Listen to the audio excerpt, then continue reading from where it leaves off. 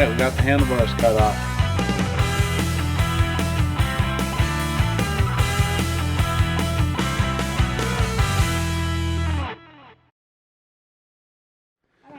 Alright, so here's Scout and Millie helping me get set up to do the green one. So they're getting the stand set up. So that's good. Slide it this way some. Yep, perfect right there. Alright. Yeah. Now they're gonna drag the green one over, but I'm gonna help them. Alright. This one lifted up. So this is actually a sled stand that I made.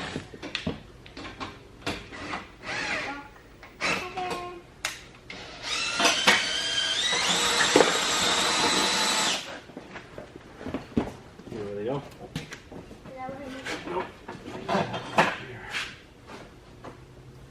Yeah, this one put up. Alright, so I did say we were going to start working on handlebars, which we will, but I did notice that I got a wire right there that's getting pretty hot and melting that cover. It's either it's got to be the negative coming off of the magneto, so trying to figure that out. I got a wiring diagram on here for this sled, which is pretty simple. I'm just going to draw in like my Koso tack and the ISR rev limiter and stuff, draw it in where it's all connected so I can use it to kind of troubleshoot why that's getting hot. I'm assuming maybe some wires are too small somewhere for like if I'm running the headlight and the hand warmers at the same time on it, but we'll see if that's what's causing the problem. So I got another engine on here that has the flywheel is gone, so I have those wires so I can see which one goes where and go from there.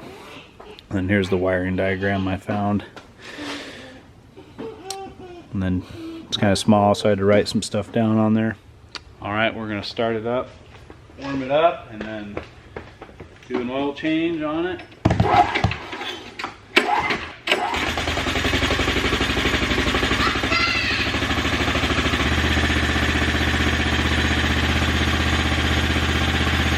Another thing too that we're going to do is I'm going to pull the tether to make sure the tether's still working. Probably start it back up and check the kill switch as well. Because those are two things that we have to have for our racing. It's the kill switch and the tether that works.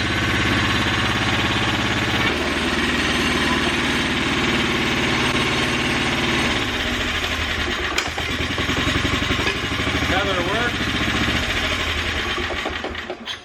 And the kill switch works. Well, it's warmed up, so now I'm going to get ready to drain the fuel or the oil. Take 600 milliliters of 4T. Alright, we're getting ready to pop the drain loose, see how much oil's in there.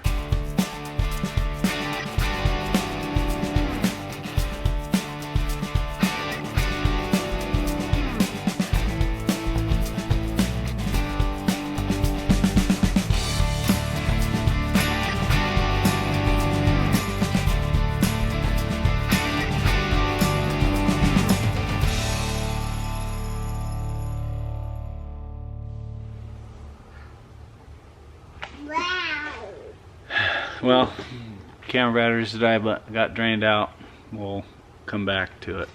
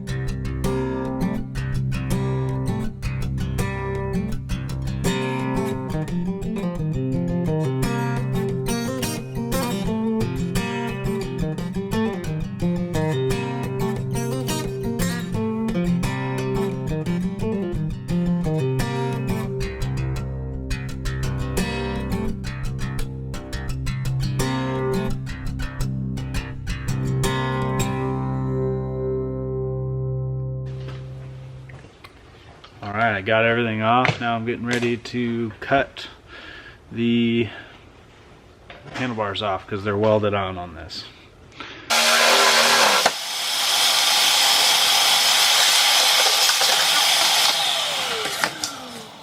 All right, we got the handlebars cut off.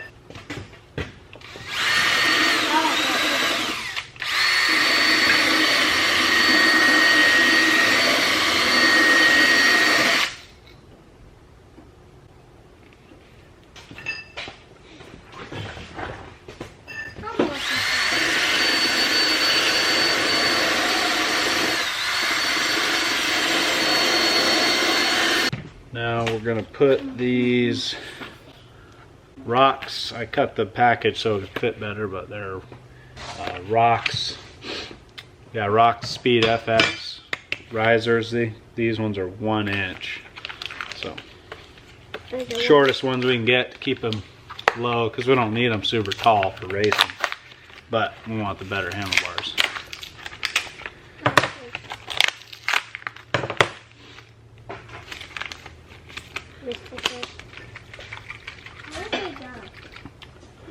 A little bit of blue Loctite on the bottom one so they don't come off.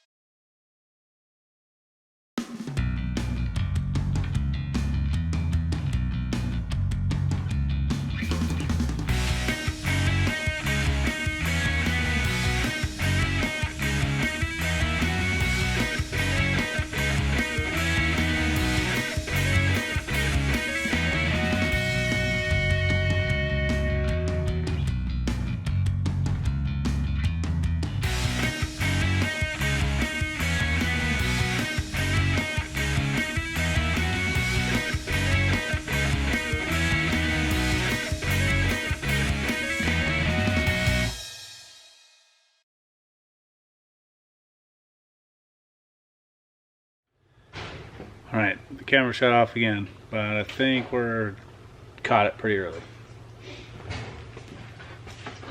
I'm just finishing up tightening these downs, and then we'll be put down and putting the grips and the throttle blocks and all that on.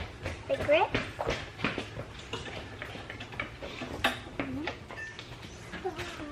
Yeah, I actually cut about 1 3/4 inches off of these. Because like Scout's sled, his hands were together like this, so he's like turning, where they just need to be a little bit further apart, so I had to make them shorter.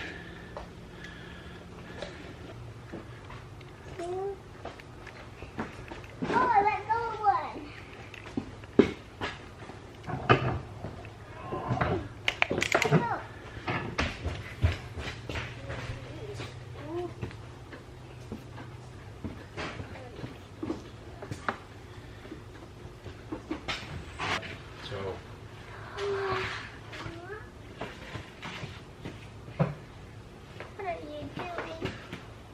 Try something I used to do, dirt bikes.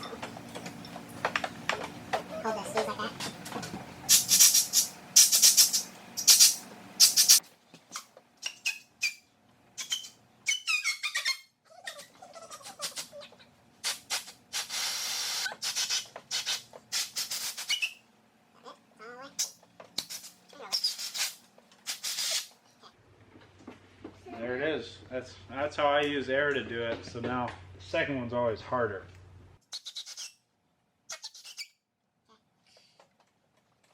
Can I feel the grip? No, and then you don't have to put any glue on there to keep them from coming off. 4.5 inches.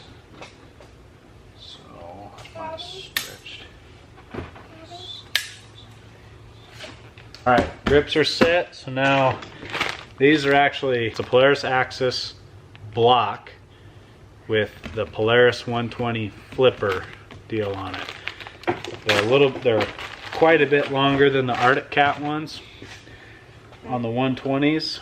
Where's the old flipper? So that's a Arctic Cat one, and this is a Polaris one. So they're quite a bit longer, so the kids definitely have a better advantage of being able to hang on to them. And then these grips are way grippier than the stock ones on the 120s. This is, I think they're ODI.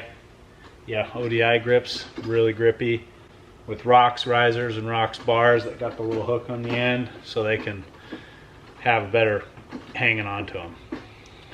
All right, so I'm missing a couple parts. I actually don't have the pin that goes through the flipper, so I got to go get that here in a few days or something. But I got to put the stock cable end into this flipper. The way I had a buddy do it, he just heated up the end and stuck it in there and pulled on it till it's seated to the bottom where it's supposed to be seated. So that's what I'm going to do here.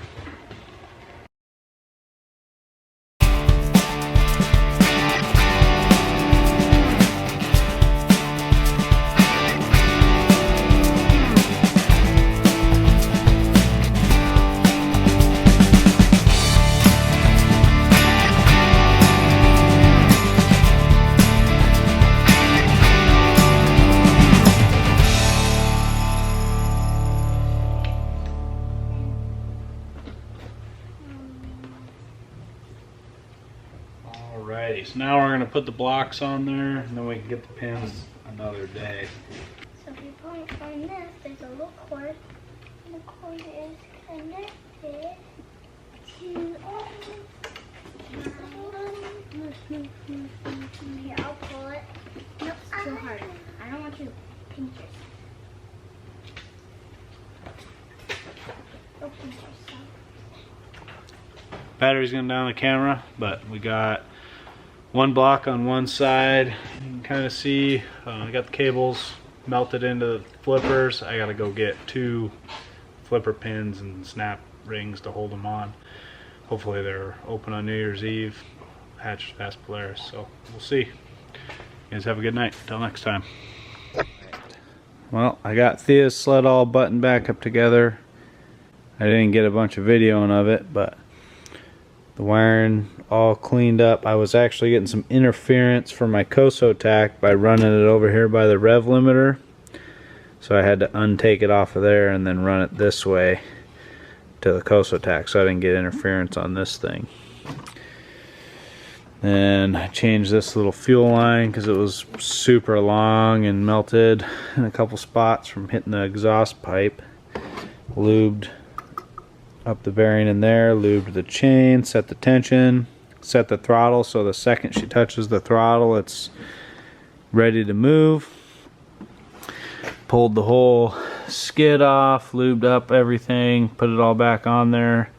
Her limiting strap is shorter in the front, which is making less of the track sit on the ground, which would make more ski pressure. I don't know if that's a good thing or not, but this was the fastest sled in this setup last season. So that's where I'm gonna leave it, and maybe I'll pull her skid off and change it so the track sits flatter and have less ski pressure and see how it does just riding around the house. But other than that, I'm not going to change it.